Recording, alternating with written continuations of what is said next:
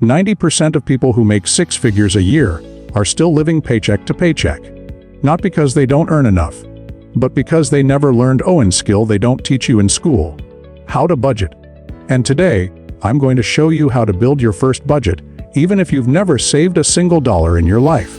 Hey guys, welcome back. If you're new here, I break down money, budgeting, and financial freedom in a way that actually makes sense. No boring spreadsheets, no confusing jargon. Just real, simple steps you can use today. Now listen, budgeting is not about restricting yourself. It's not about saying no to everything you love.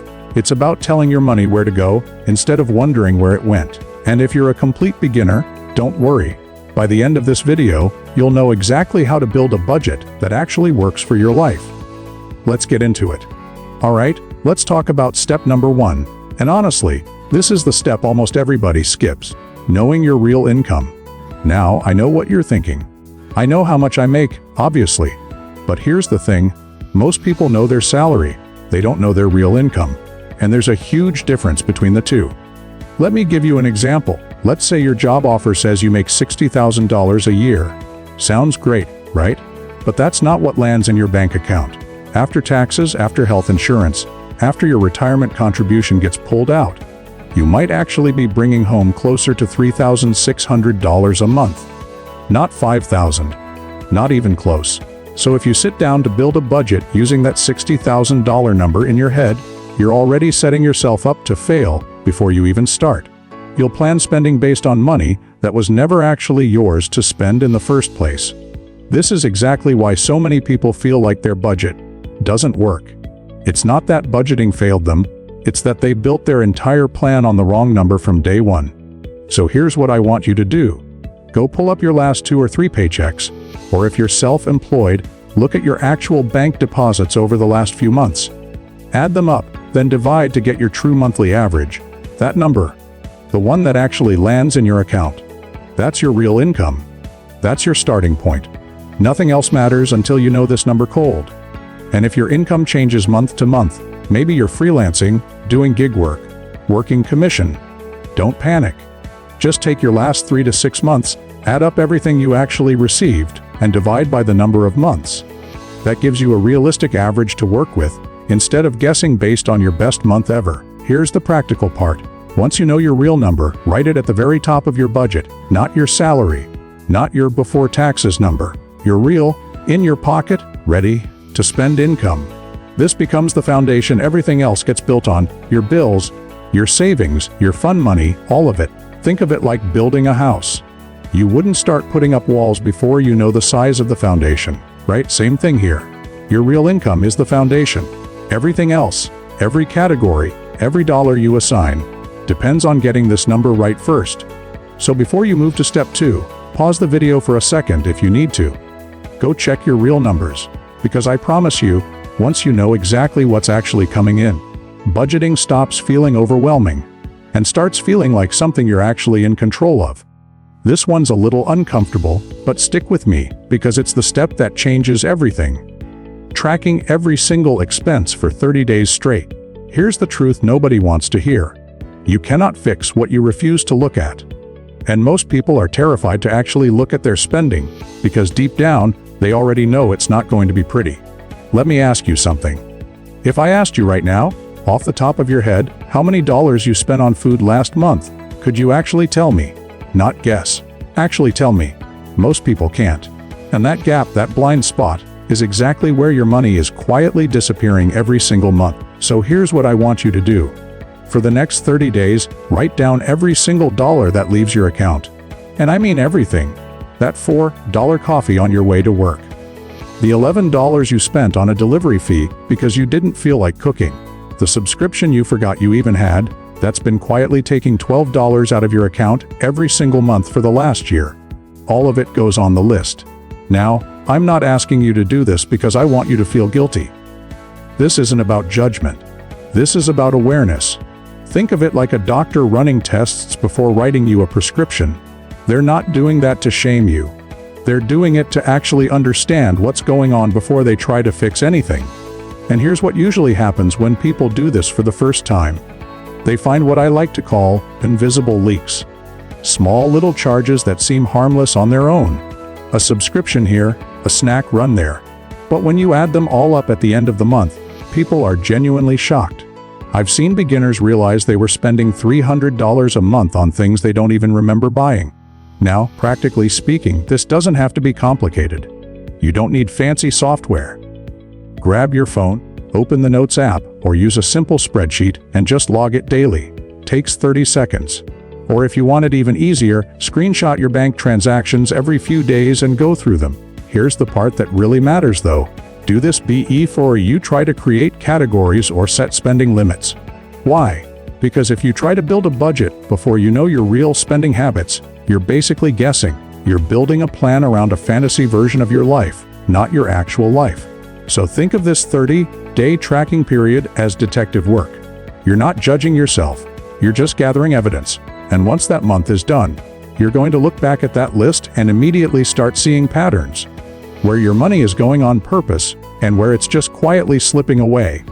And trust me, once you see it clearly, that's when budgeting stops being confusing and starts becoming obvious. This one is honestly my favorite, because it's the exact tool that turns budgeting from confusing into simple. This is the 50-30-20 rule. Now, if you've been feeling overwhelmed trying to figure out how much you should be spending on rent or groceries or savings, I get it. Because if you Google that, you're going to get 100 different opinions from 100 different people. It's exhausting. So let's simplify it. Here's how it works. Take that real income number we talked about earlier, the actual dollars that land in your account, and split it into 3 simple buckets. 50% goes to your needs. This is the non-negotiable stuff. Rent or mortgage, groceries, utilities, insurance, minimum debt payments, transportation to get to work. Basically, the things that keep your life running. 30% goes to your wants. And this is the category people always feel guilty about, but you shouldn't. This is dining out, that streaming subscription, shopping, hobbies, entertainment. The stuff that makes life actually enjoyable, not just survivable. And 20% goes to savings and debt payoff. This is your future self's money. Emergency fund, retirement, extra payments on credit cards or loans, anything that moves you forward financially. Let me make this real with an example. Say your real monthly income is $3,000. Using this rule, $1,500 would go toward your needs, $900 goes toward your wants, and $600 goes toward savings and debt. See how simple that is? You're not sitting there stressing over 15 different categories. You've just got 3 clear buckets. Now here's why this works so well for beginners specifically. It removes the guesswork. You're not asking yourself, is $200 too much for eating out this month? Every single day, you already know your ceiling. As long as your wants category stays under that 30% line, you're on track. No stress, no second guessing. And I want to be clear about something. This isn't a perfect, rigid law carved in stone. If you live in a high cost of living city, your needs might eat up 60% instead of 50%, and that's okay. This rule isn't about hitting the numbers exactly. It's about giving you a starting framework, so you're not just budgeting blindly. Here's the practical step. Grab that real income number from point 1, and that spending list from point 2, and literally sort every expense into one of these 3 buckets right now. Needs, wants, savings. That's it. Once you do this one time, something clicks. You stop seeing your money as this overwhelming, chaotic mess, and you start seeing it as 3 simple, manageable categories. And that shift, that's when budgeting stops feeling like a punishment and starts feeling like a plan you're actually excited to follow. This is where budgeting goes from good idea to actually life-changing. This is zero-based budgeting, or as I like to call it, giving every single dollar a job. Here's the concept, and it's simpler than it sounds.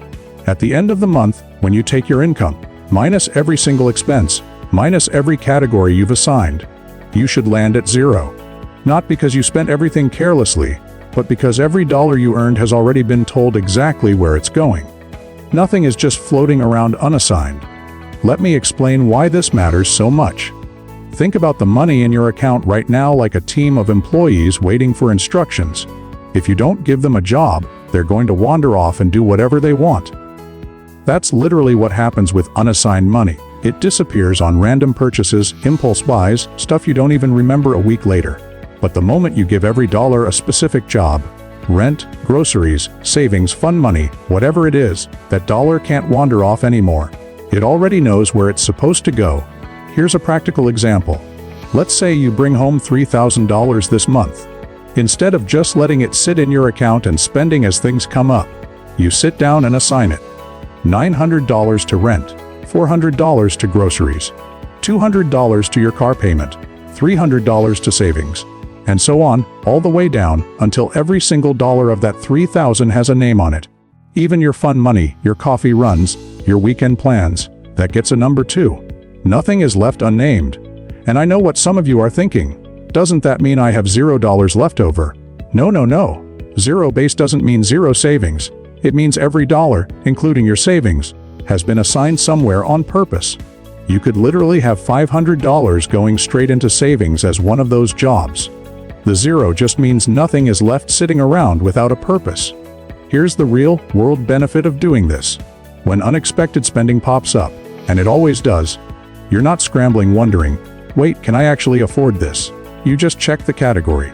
Is there still money in the entertainment job? Great, you're covered. Is that category already empty?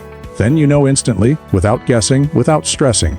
Practically speaking, this can be as simple as a notes app, a basic spreadsheet, or a budgeting app. Doesn't matter which. What matters is the habit. Every time money comes in, before you spend a single dollar randomly, you sit down and assign it a purpose first. And once you start doing this consistently, something shifts. You stop feeling like your money controls you, and you start feeling like you're the one in control, directing every single dollar exactly where you want it to go. This is the step most beginners skip, and it's the exact reason so many people end up right back in debt after they were doing so well. Building a starter emergency fund first. Here's what I mean.